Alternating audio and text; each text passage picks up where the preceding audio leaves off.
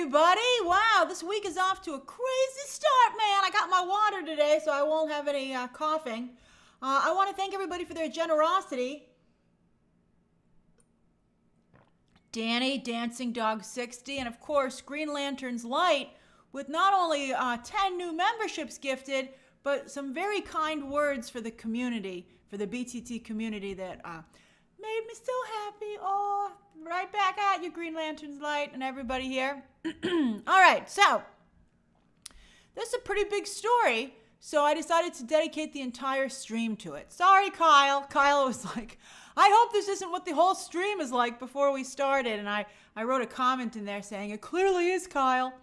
But yes, and also my review for the War of the Rohirrim will be going up this afternoon. That's all ready to go. All right, so this is an interesting story. We have, as you can see, many things to discuss. And at the very end, of course, as always, I'll do a Q&A where you can ask me your questions about the situation. Okay? There'll be one more live stream this week, and we can discuss some of the other things that are happening. All right, so where's my arrow? Here we go. Boopity boop boop, baby. All right, so let's talk. I had a couple of thoughts about this, all right? So let's start out with Chris Evans' career. Oh, we're going there. So yes, it's been rough for everybody once they leave Marvel, even Robert Downey Jr., although thankfully he got his Oscar and he ran back to Marvel. He was like, yoink, thanks, Hollywood. Going back to the paydays. But Chris Evans, he has very little to show for his time. That's right, Sophia. Sebastian Stan is making out the best, it seems. And I think Chris Hemsworth has done pretty well with his Netflix movies. And he's going to be Prince Charming, supposedly. So he's doing pretty good. But not Chris Evans. So here's my arrow. Let's take a look at his career. So here's Endgame. Back in only 2019, by the way. So then he's done these small little movies. Knives Out looked like maybe he was going to be okay. Defending Jacob was a great miniseries, by the way, that nobody watched. Then he's been doing a lot of cameos, you know. I mean, I guess he's got that Captain America sweet, sweet money. Then he stayed at Disney for Lightyear, and that really blew up in his face, right? Then he made all these Apple movies, and this is a Netflix one, Pain Hustlers, but these are two Apple movies that everybody pretty much agreed were awful. And then Pain Hustlers, nobody even talked about that one. And I think the thing that's generated the most interest for him is this Deadpool and Wolverine cameo as Johnny Storm, of course. And then, you know, Red One, I think Red One ended up being okay, but it's certainly not, you know, what he should be doing, you know? So it's like, you know, I can see why maybe he was like, hey, maybe I should go back to Marvel. I personally think it's a little bit too soon. But here we are. Now, my very, very, very first reaction when I heard this news drop yesterday was that we are in the age of spoilers. The Pandora's box, the box has been opened, and I don't really know if it can be closed. But I do think that it's a little bit of an issue. Two major stories broke yesterday that were spoilers. And I had not heard of either one, but if I had, I would not have reported it because I think that they're too spoilery. So one is that Jeremy Allen White joins Star Wars, the Mandalorian and Grogu movie, to voice Jabba the Hutt's son, who made a small cameo as a baby, like Baby Yoda, in the Clone Wars. And you know, you might think, well, this is going to be obviously revealed at some point.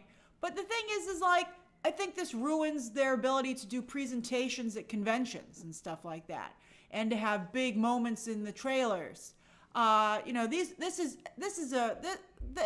a very big spoiler. Then also, then the Wrap is the one that reported this story. The Avengers Doomsday, as you can see, they even say exclusive. And once they reported it, all the other trades eventually fell in line because how can they not cover it?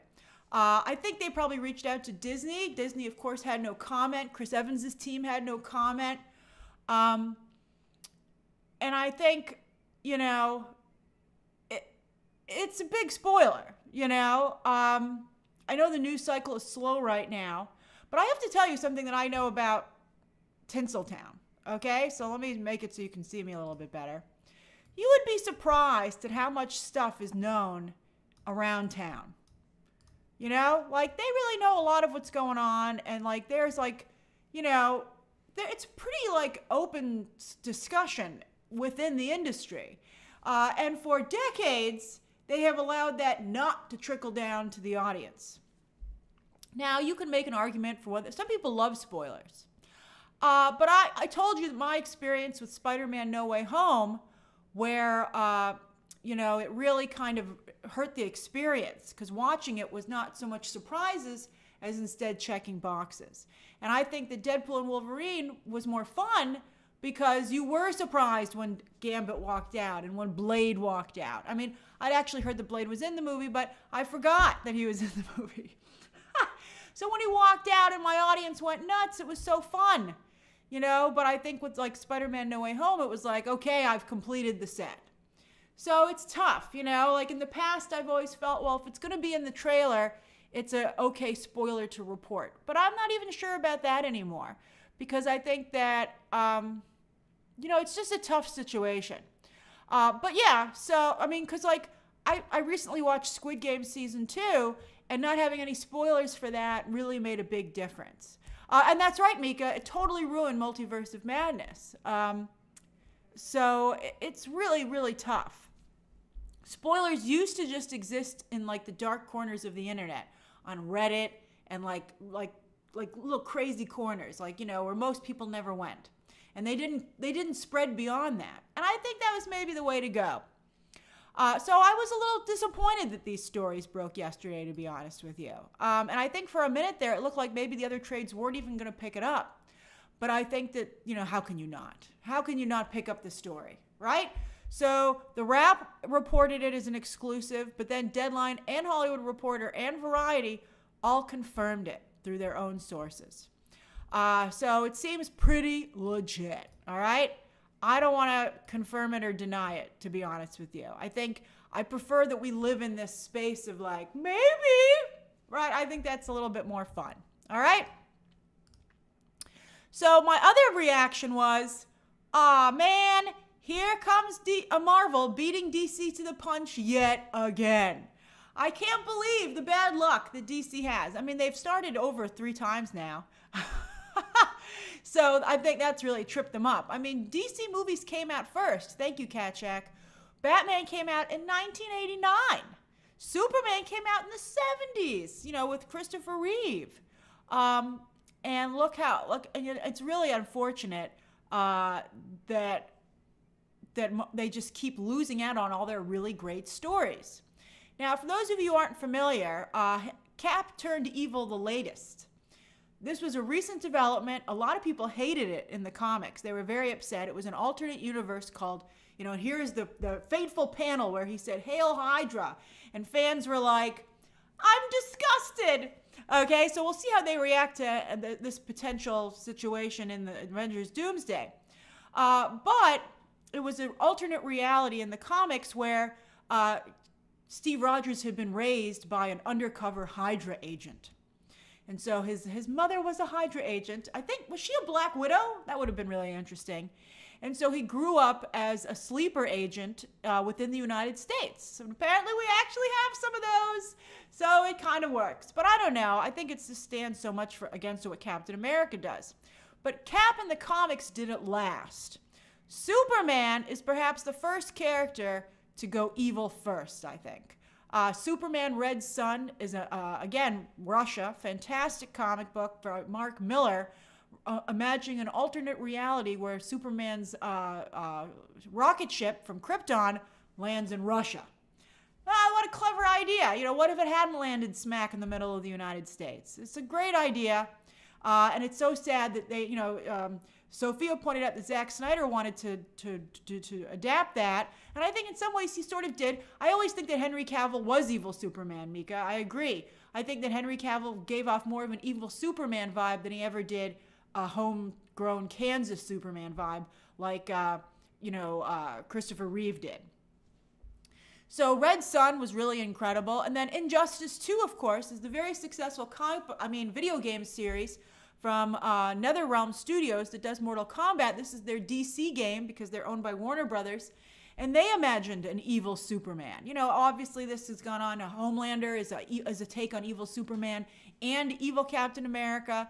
Evil Superman has been done a lot at this point. So that's another issue. If you turn Captain America evil in the MCU, there's like so many people who have done it already. And not even including all the other takes on it. Everybody likes to do Justice League metaphors because it's the most popular and longest running series. So anytime there's an evil character in like another comic book series that's supposed to be a commentary on popular comics, it's usually evil Superman or evil Cap. Hey Lawson, thank you very much. So as you can see, people are pointing out a number of characters that are a take on evil Superman. And there's even been evil Batman. There's this ridiculous character called Zur N.R., who is just Batman. If there's no Bruce Wayne in there to kind of temper the situation, he just turns into this ridiculous character. Okay? And then Green Lantern's like, Batman's not evil. How dare you? That's okay. You're coming from a Green Lantern perspective. All right. And then most recently, there was a Batman robot based on Amazo technology in the Failsafe crossover event, and that's what he looked like. It's kind of a cool design. You can get a better look at it there because it's a robot. He doesn't have any internal organs, so he can have a supermodel-sized waist. So that was pretty funny. All right, that's right, Ben 10. Even Green Lantern went on to become Parallax. So DC's done this quite a bit. But you know where they've done it the most, and this is to me the most interesting? The Crime Syndicate of America. This is the evil version of the Justice League. Oh, things are getting interesting. All right, so as you can see, there are the core members. I'll be right back. All right, so yes, so there's Johnny Quick, Owlman, Power Ring, Superwoman, and Ultraman. So that's one of their earlier appearances, all right? And then here's an even better, more modern picture of them. There they are in their evil glory. Yes, that's right, evil Avengers. Here's a better shot at them. I'll be back in a moment just so you can really get a look at it. I think that evil Superwoman, that Wonder Woman look is particularly good. I'm back, don't worry, I'm still here. You guys are so cute. All right. So yes, I'm thinking what all of you guys are thinking. Let me get my arrow to the right place. Does this mean that Scarlett Johansson is not far behind? Will everyone who died in Avengers Endgame return as an evil version? In Avengers Doomsday. That is to me what it's starting to sound like. Because I think if you just bring Cap back and Robert Downey Jr., I think everybody's going to say, what the heck? Where's Scarlett Johansson? So I don't see how you couldn't bring her back. So that to me sounds like what you might have, all right, is a old character versus new character situation. Where you have the new Avengers versus an alternate universe evil version of the Avengers. That's what it sounds like maybe we're going to do here. I had to put She-Hulk back in. That's right, Sophia, because they took She-Hulk out. They gave Deadpool her spot in the border, in the header on Disney Plus. So I put her back because I like She-Hulk. I think She-Hulk has real potential. So yeah, so you're gonna. That's I think and don't forget, because here's the thing: in the original Secret Wars comic, Dr. Doom had like this whole cabal of heroes that were villainous in this reality, and that he used them to instill his might. They were his enforcers. That's actually Doctor Strange there, but maybe it'll be Captain America instead, because we're all a little Doctor Stranged out, to be honest with you. So I think maybe, and don't forget, of course, the Thor Corps, which we've been discussing. A whole bunch of Thors, including Storm and Thor variants, that were Doom's army, like his special forces. So it really sounds, that's right, Adam DiSabato, like it's not a bad idea that you have the original Avengers come back as villains from an alternate reality, different characters. Robert Downey Jr. isn't evil Tony Stark, he's Doom. So they might be different characters that are similar. Blix, you were so generous yesterday. It's so kind of you to do it again today. Maybe Scarlett Johansson could be Iron Maiden, and maybe there's somebody else that Steve Rogers could be. It's just but I do think it sounds like they're going to take the actors. I'm not sure about Wanda Ben 10. She might be like in the middle. And Matt Damon, I feel like this isn't a bad idea. I think it's actually pretty compelling, and I think it's easy to get behind. Old versus new, old is now evil. But, as I said, it really sucks for DC, because this is their story. They've done it first multiple times, and Marvel's going to beat them to the punch yet again. So, that's right, Dancing Dog 60. Killmonger could be evil Black Panther. That's a great idea. I mean, this is very strong. I actually think it's not bad. Now, it really calls to mind the Russo brothers. Let me make it a little smaller. Here they are. Oh, I'm still here. Okay, where's my arrow? I'm way off. Let's see. So, the Russo brothers, right? Sorry, She-Hulk. Let me get back up here. All right. Sorry, She-Hulk. Covered you up a little bit there. So, of course, the Russo brothers, it basically sounds like they're doing their greatest hits. But I have to say, that's not a bad idea. People will call it lazy. People will say it's ripping off DC. But who cares? It's a good idea. And as Kevin Feige, we always used to imagine him saying, keep it simple. And this is very simple. This is a very simple idea. The new Avengers face off the old Avengers, an alternate reality version of them, which is evil. I mean, and it's very easy for casuals. Like for my parents who've never picked up a comic book, they're like, they could understand that. So I think that kind of works. And then there's the other question, okay? Hold on. What do you do about old Cap? Right? What's old Cap gonna do? We'll talk about Anthony Mackie in a moment. I wouldn't be surprised if old Cap was also in the picture, as the current reality version. That's right, he's on the moon, Linzek. Maybe they go to him for help, or, I wouldn't be surprised if old Cap had a cameo, because that's the Cap in the current timeline. That's still that's who good Cap is. So I think that could be really interesting, and I think that it would really hammer home that this is a different team. It's not the people that you already knew. It's truly the multiverse version of those characters. Now, I do think that considering that the multiverse is just like an overdrive, like Deadpool had a whole monologue about how Marvel messed up the multiverse and it didn't really work. And then they're going to go into the hardcore multiverse? Oh, thank you, Devon. I mean, it just seems like quite a bit to me. I think here's the thing. It's tough to tell. As a comic book fan, I'm intrigued. I don't know how casuals are going to feel about it, though, because it is a little complex. The TVA, that's right, Ben 10, the TVA, I think, has made this a little more palatable. But I think people don't really like the multiverse, and that's been made pretty clear. And so I think it's interesting that Marvel's going to lean into it, probably the hardest they have to date. Although this does sound like the movie that Multiverse of Madness was supposed to be, that everybody thought it was going to be, and that we didn't end up getting. So that's interesting. CJ, welcome back. So we'll see. That's right, Dion. Jeffrey Wright, as the Watcher, could come in there and narrate it and tell everybody what's going on. Then there's a really interesting question. Hold on, let me clean this up a little bit.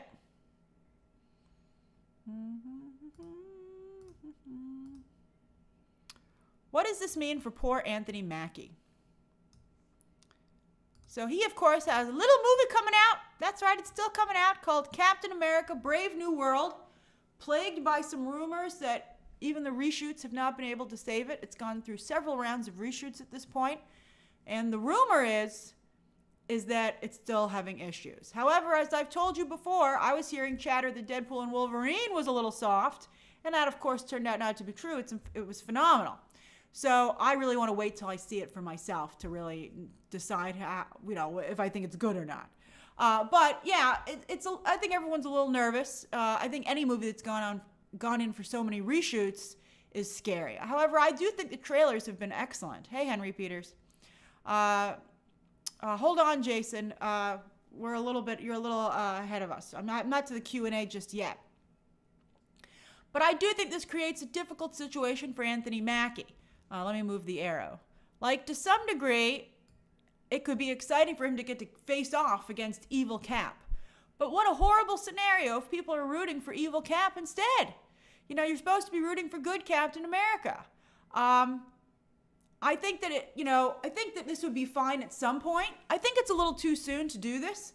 I mean, but then at the same time, maybe Marvel feels, they want to get these actors while they still can play alternate versions of themselves. But I think that Anthony Mackie really has never gotten a chance to be Captain America. He has this movie coming out, which I think a lot of people mentally have already skipped over. I hope it does well. I do think, Danny, that him not having superpowers is tough.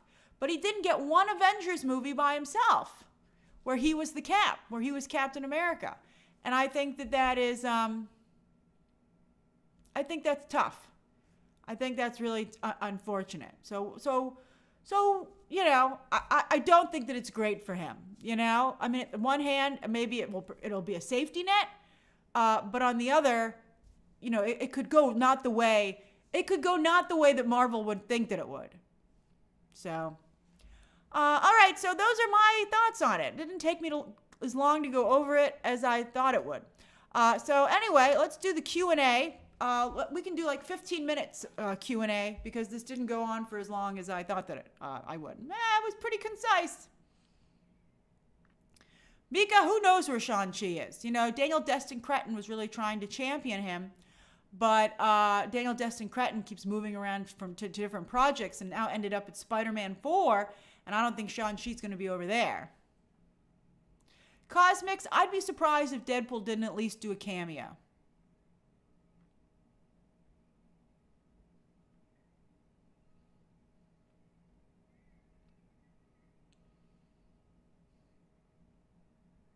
Oh yeah, if you want to look at the roster, that's right, Bug. There are way too many new characters. I have another good thing about the new characters here. You can get another good look at them here. This is maybe even a little bit of a better look at who's in play. It's kind of sad that none of those characters really popped. Maybe Yelena. And Shang-Chi to some degree. But, it's been so long with Shang-Chi. Who's your favorite new Avenger character? I mean, I think the anti-heroes were the most popular. Loki, Yelena, Agatha.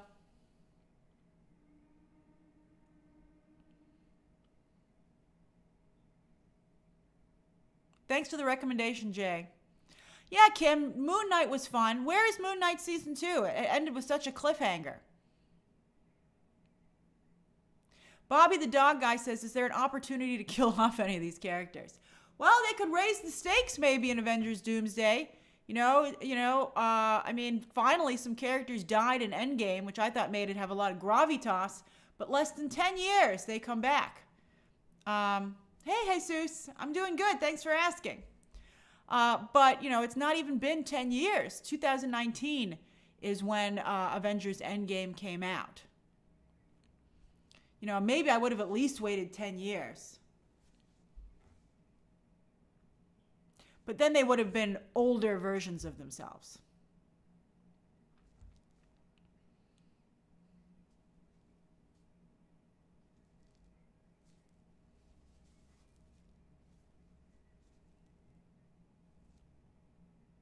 That's right, John Thrasher. Robert Downey Jr. needed his Oscar, and now he can make Marvel movies forever.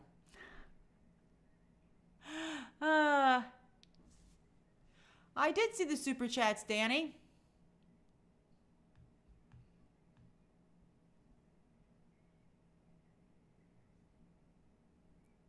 Henry Peters says, hi, Grace. What do you think about them using Loki as a substitute for the Beyonder rather than using a new character?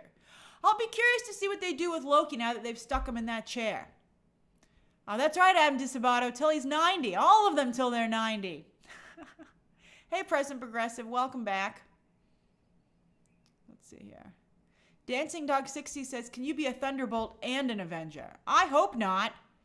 I think also they have way too many teams. They're going to have Avengers, Evil Avengers, the Thunderbolts, Young Avengers potentially. It's just too many teams. Blick says, I think Young Avengers plus returning Evil Avengers could be a messy concept, safe for casuals, but also incredible if done right for comic book fans. Yeah, comic book fans would be eating good, although I would keep Young Avengers on Disney+. I wouldn't do a movie for that. Palm Tree says, hi Grace, hope you're doing well. Your live stream with my brother, Mike, was excellent and hilarious. That's great. Oh yes, it was great having Mike on there. Thoughts on the 28 Years Later trailer? That's off topic, but I'll answer it. I tweeted about that. I thought that was an incredible trailer. Incredible. I'm very excited about that. Particularly because of the poem that they had recited over it. That was amazing. Although Sony is really pushing Aaron Taylor Johnson. Let's see if that works out for them. They're like, for some reason, the guy who runs Sony just loves Aaron Taylor Johnson. He's like, this guy is a movie star. And he's convinced, even though he has no evidence to support that. All right, Deshaun Harden says, should Marvel take the Batman route and just have different actors play the same character over decades? Well, I think it's hard. They maybe could have done that if they hadn't introduced the multiverse. Now that they have the multiverse, then people are going to be like, and the whole point was that these movies were all connected. DC benefited from the fact, and James Bond has benefited from the fact that they're sets. You do a trilogy, you do a set, but the MCU, live by the cinematic universe, die by the cinematic universe. It was very beneficial to them to tell a story that went over 10 years. That was incredible. But at the same time, when people spend that much time with the character, it's almost impossible for them to see somebody else in the role. I think the same goes, unless you take a very long break, and they're not going to do that.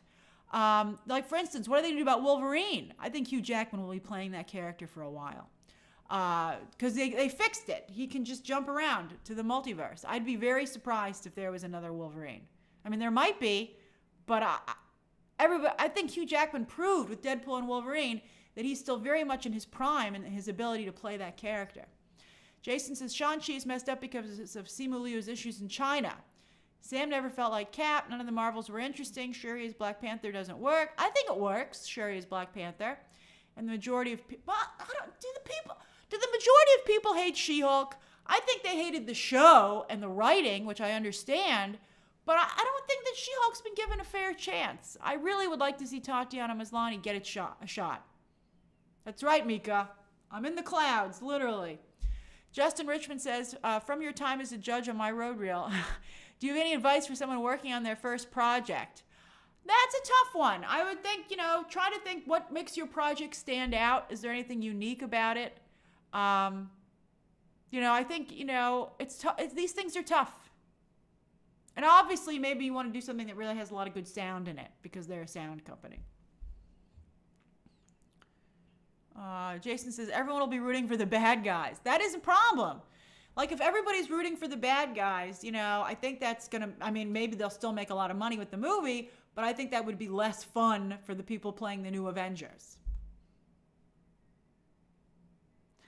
Ben 10 and Alex both feel that the Fantastic Four and the X-Men are the future of the MCU. And Kevin Feige has said that after this all wraps up, they're going to move into the age of the X-Men. But I have to tell you that the X-Men and the Avengers have never mixed well in the comics. Never. Over decades. The Marvel comic book team, and they've taken plenty of swings at it, they've never found a way to make those work. And so I think that's a real concern that I have. They weren't able to fix Marvel now, and I would warn them. I would say X-Men are their own space. Don't mix the X-Men with the rest of the Avengers. The X-Men there's already a bunch of X-Men. They don't need to go talk to Captain America and Iron Man and Moon Knight and Shang-Chi. They don't need it. They're in their own space. Sophia says, should they do Children's Crusade and Doomsday? Ideally, I would like them to lead up to it with a Young Avengers series on Disney Plus and then jump in for a reunion with Wanda into the movies. But I don't know if they have that kind of time.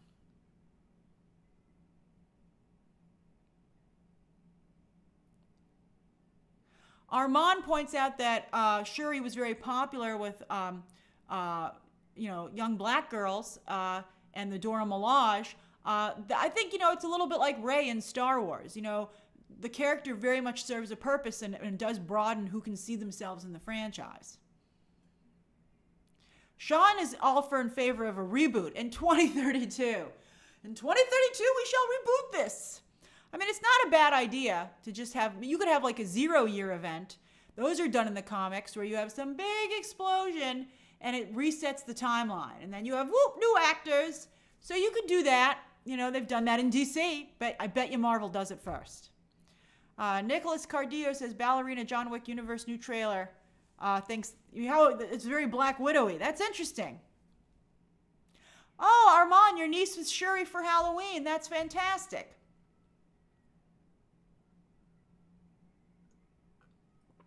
Who just asked me that? Hold on.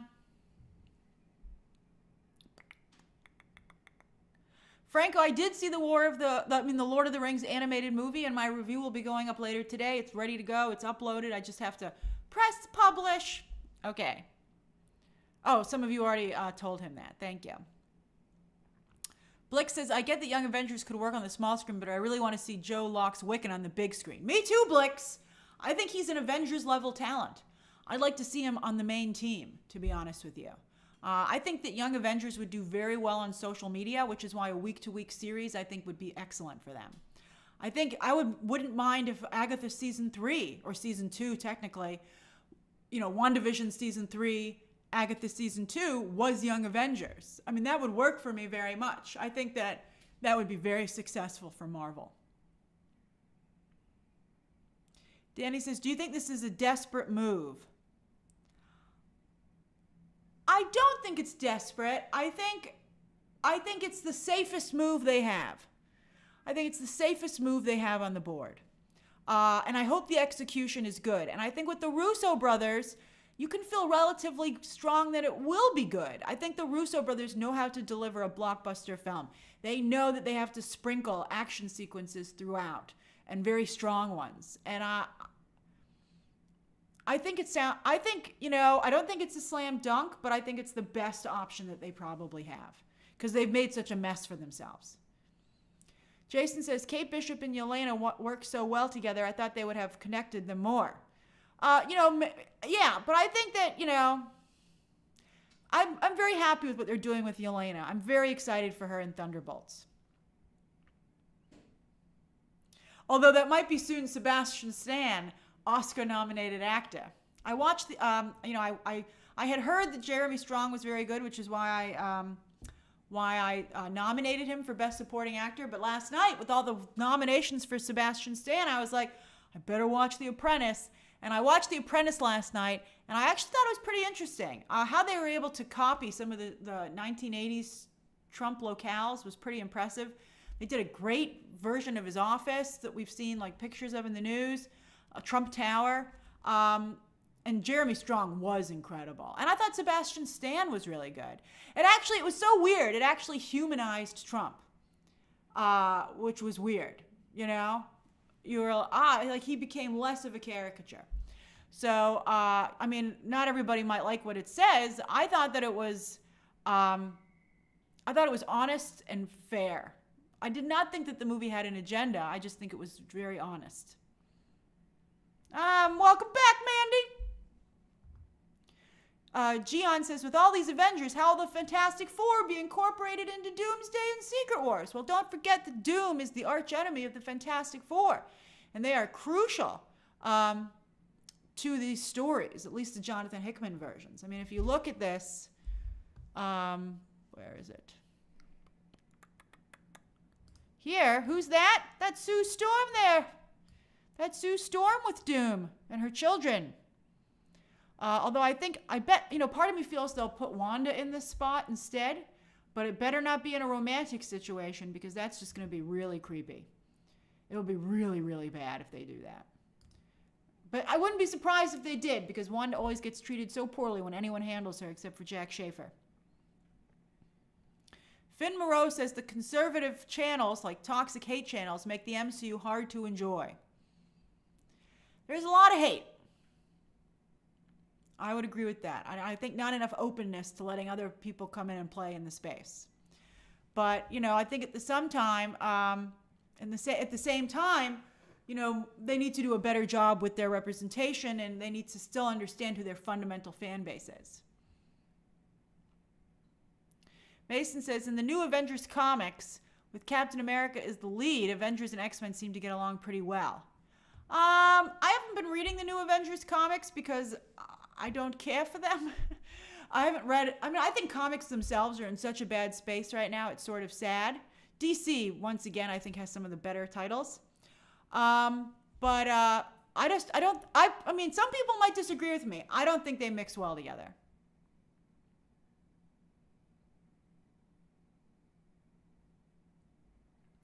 Adam Sphere says that She-Hulk was way too disrespectful to Bruce Banner and had doomed her likability from the start. That was unfortunate, but I understood what she was saying. I think mostly men got upset about that.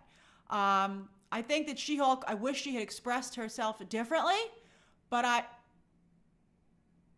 I think, that's the problem with having a woman write something and have a guy not be willing or brave enough to offer, like, his feedback. And be like, I see where you're coming from here, but I gotta tell you, I think men might really get upset about this. And then obviously, Jessica Gao would be like, well, I don't want to do that because I need them to watch my show because that's the fan base. And, I wish those kind of see, this is what happens in Hollywood right now. So Jessica Gao would turn in a script for She-Hulk. And maybe some guys who work at Marvel would read it and go, I see where you're coming from, Jessica, but I think that might be taken out of context and be seen as offensive to guys. And as a guy, this is my perspective on what you just said. Could you at least have Bruce say that back to her and have more of a dialogue? Now, the concern is that Jessica will say, how dare you tell me how to rewrite my stuff? You can try and mansplain to me, She-Hulk. I'm going to go to Twitter and say that this executive is mansplaining my work to me.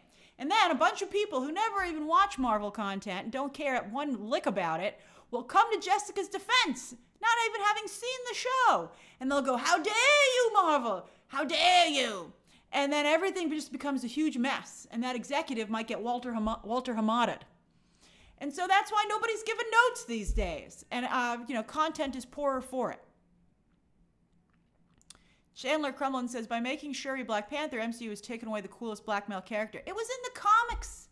He's coming back. It's just going to take a minute. I think they were trying to be really respectful to Chadwick Boseman. Let's see here. Black Panther was going to have a very long career in the MCU, but Chadwick Boseman tragically passed away. And so I think that Marvel has rolled with that as best that they can. DeSanime Fridge says, are you aware of the Damson Idris fans casting for Black Panther? How could you, in the MCU, make it work considering T'Challa Jr. is so young? Oh, so easy. You send him into a time loop or a black hole, he comes out the other side older. They do it all the time. Look at Superman's son, Jonathan Kent. He used to be the same age as Damian Wayne. Now he's a full-grown adult because they sent him through a portal. They sent him into space, something. Magic. It's doable.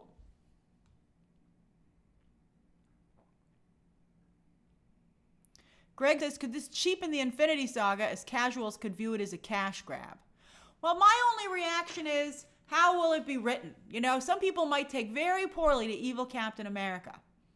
Like, I don't know, is he still hot? That might also be a big part of the conversation.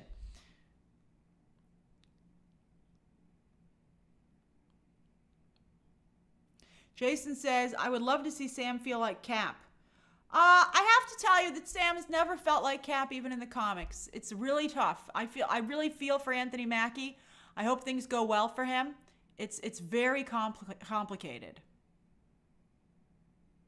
Bye, Bug. Thank you, Ryan. Skylar says, who would evil ScarJo play? She has a bunch of options. I guess part of me feels she would be, the Iron Maiden, the Rachel Weisz character from the Black Panther. The Black Widow movie. Hey, Ryan. Mr. Andrew says, why do you think Chris's career hasn't risen up? Well, you have to remember, he was very unsuccessful before he joined the MCU. I mean, he just never was successful as an actor. Things just did not work out for him. And I think that he just went right back to that.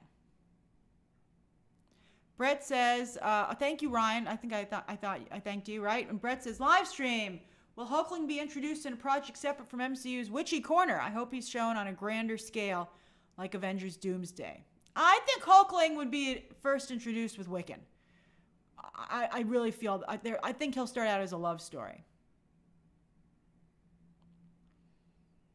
My pleasure, Choose the Bear. I'm glad it all worked out. Choose the Bear wanted to be unblocked on Twitter. And he is. JD, is that really true about a Complete Unknown's debut score? Yikes. My review's going to go up next week. That's brutal. And I think very unfair. Blick says, I wish we had mutants also already established in the MCU so we could do more mixed teams. I don't know. Maybe. I'm not a big fan of mixed teams.